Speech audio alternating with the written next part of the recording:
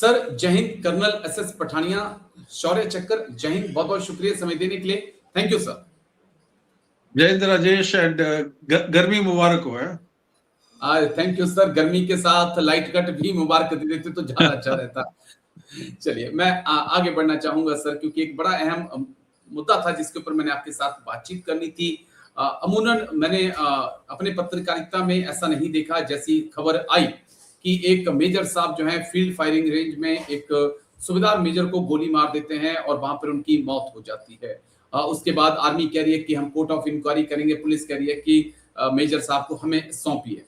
अमूनन ऐसा होता नहीं था। यहां तक हमने जरूर देखा है कि जवान गुस्से में आकर कभी जेसीओ पे, कभी साथी जवानों पर या कभी अफसर पर गोलियां चला देते थे। इस प्रकार के इंसिडेंट हमने देखे और कवर भी किए, लेकिन ये पहला इंसिडेंट था जहां पर एक मेजर साहब ने जो है सूबेदार मेजर के ऊपर गोली चलाई।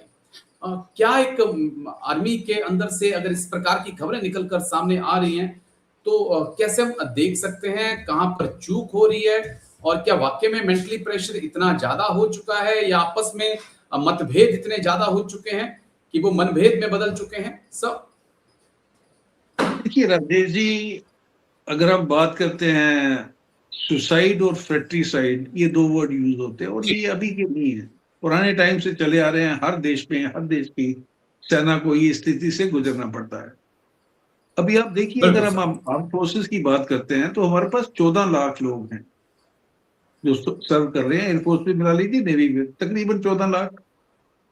अभी उन 14 लाख लोगों के अंदर जो कि इस समय जी रहे हैं एक सोशियो इकोनॉमिकल चेंजेस के साथ, प्रेशर जो है जैसे आपको पता हर जगह बढ़ रहा है, तो उसमें अगर कोई ऐसा हादसा हो जाता है तो उसको, मैं ये नहीं कि हम उसको सीरियसली ना लें, we must take it seriously and अब ऐसे मेजर्स बनाएं जिससे ऐसे हादसे फ्यूचर में ना हो। लेकिन ये जब तक ये मनुष्य वहां पे है, मनुष्य की कमजोरियां वहां पे है, जॉब का प्रेशर है, और ये तो आपको मान के चलना पड़ेगा कि सिविल से, बिकॉज आपने दोनों साइड देखी हुई है, आपने आर्मी भी देखी हुई है और आपने सिविल भी देखी हुई है। So you can imagine the stress level these people go through. उसके साथ वो फैमिली की इश्यूज आ जाते हैं।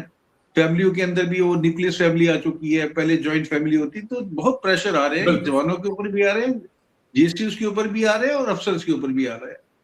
उसके बाद अभी जो मैंने पढ़ा इसके बारे में वो ये था कि वो जो मेजर साहब थे उनको कहीं ही हैड एलिमेंट, तो जब आप बीमारी से भी गुजर रहे हैं उसका भी प्रेशर है। उसके अंदर क्या होता है कि आप अपने इमोशन को कंट्रोल नहीं कर पाते हैं। इमोशन जब कंट्रोल नहीं होते हैं फिर आपकी जो एक्शन है वो भी अनकंट्रोलेबल हो जाते हैं। सो ये चीजें हमें एक्सेप्ट करनी चाहिए, but at the same time we must take the remedial measures. अभी आप बात कर रहे थे कि पुलिस की या आर्मी की, देखिए मिलिट्री लॉ बड़ा क्लियर है। उस हालात में अगर ये चीज आर्मी के अंदर हुई है और एक सोल्जर जो है दूसरे सोल्जर के साथ फ्रेट्रीसाइड में इन्वॉल्व है, तो उसका प्रोसेस बड़ा क्लियर है। बिकॉज अभी तो ये बातें चल रही है, तो ये इसकी जो सारी अथॉरिटी है डील करने की, that lies with the army.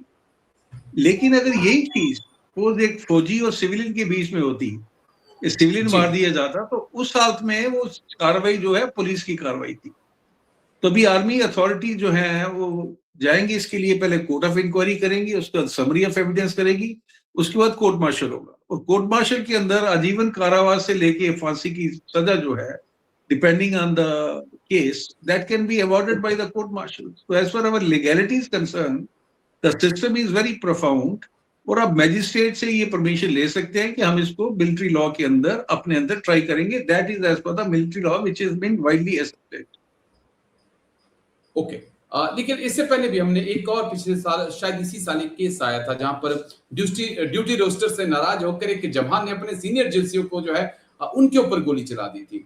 तो यहां पर भी हम एक देख रहे हैं कि नाराजगी, एक गुस्सा, क्या रीजन, मतलब क्या छुट्टी वाला जो एक प्रेशर होता है, या ये जो सोशल मीडिया आ गया है कि पल पल की अपडेट आपको परिवार से मिल रही है कि अब ये हो गया, अब बच्चा बीमार हो गया, अब ये हो गया, वो एक अलग से प्रेशर जो है वो जवानों पे पड़ रहा है? देखिए, इस समय अगर एक सोल्जर की हम बात कर रहे हैं, उसको मल्टीपल प्रेशर है जी। मैं डिप्टी कमांडर था 2 सेक्टर आरआर में, वहां भी एक लड़की ने अपने आप को शॉट कर लिया था। और जब हमने इन्वेस्टिगेशन की, वो फैमिली प्रेशर निकल के सामने। तो उसके लिए फिर हमने क्या किया, जी, करेक्टिव मेजर्स, हमने सबके मोबाइल सीज कर लिए। अभी इसमें ओके, क्या होता है कि न्यूक्लियस फैमिली है, वो लेडी बेचारी क्या करेगी, बच्चा बीमार है और वो इंसान तो 10 महीने, आप मान के चलिए तकरीबन 10 महीने वो तो घर से बाहर। अभी उसको जी, आप बार बार ट्रेवल करेंगे, उसको ये अपनी हेल्पलेसनेस महसूस होगी, उसके बाद किसी ना किसी को तो ब्लेम करेगा वो। सिस्टम को जी, ब्लेम करेगा, सिस्टम के अंदर जो लोग हैं उनको ब्लेम करेगा, और उस इमोशनल हालात के अंदर sometime they take extreme steps. So जी, दिस इज ए, इसके ऊपर बहुत साइकोलॉजिकल रिसर्च भी हुई है, खासकर आर्म फोर्सेस के अंदर, because that's a matter of concern. ये सुसाइड और फ्रेटिसाइड वाले जो 2 केसेस हैं, और गाहे बगाहे ये चीजें होती रहेंगी, but as I say we can't take it lightly. हमें रेमेडियल मेजर्स बनाने ओके, पड़ेंगे। और वो किस्म का, देखिए बडी सिस्टम शुरू हुआ था जवानों के बीच में भी, उसका मतलब क्या था, उसके बाद रिलीजियस टीचर आ गए कि आप अपनी प्रॉब्लम जो है किसी के साथ जब आप शेयर करते हैं तो आप थोड़ा लाइट महसूस करते हैं ना। लेकिन अगर सारी फीलिंग आप वेंट अप हैं, आप किसी से शेयर भी नहीं कर पाते और अंदर अंदर सुलग रहे हैं, then you might take that extreme step, either shooting yourself or sitting your senior room, you blame कि भाई इसकी वजह से बेड़ा गर्क हो रहा ओके।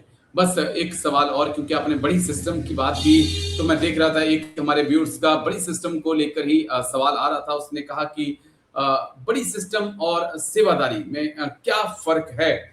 और बड़ी सिस्टम और सेवादारी को एक जोड़कर क्यों पेश किया जाता है? और दोनों के काम बहुत अलग-अलग हैं। और उसने कहा कि इसके है। ऊपर थोड़ी बात करिए, ये बड़ी, एक ऐसा मुद्दा है जो बहुत ज़रूरी हो गया है।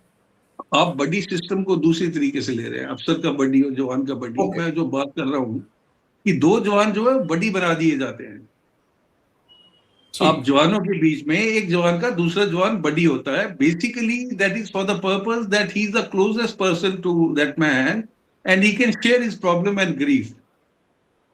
ओके, मैं आपको अपना एग्जांपल देता हूँ। मैंने जब 126 टीए बटालियन टेक ओवर की, मैं जीसीएम ड्यूटी में था उधमपुर में। 15 दिन के अंदर 2 सुसाइड केसेस हुए थे। एक ओके, कश्मीर में हुआ था, एक माधोपुर के अंदर, रियर के अंदर।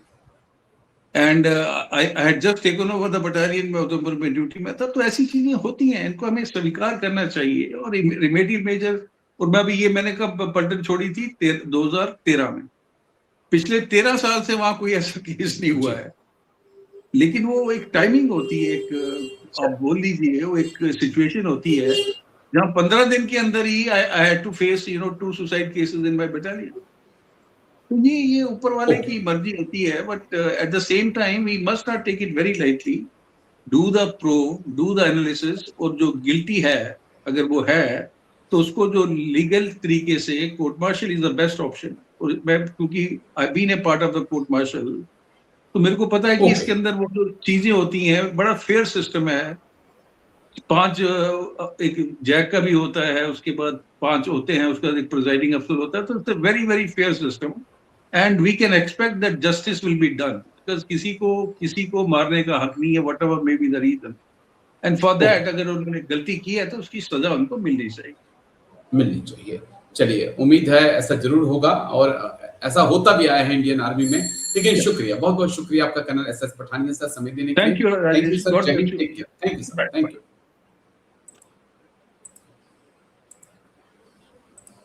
यू।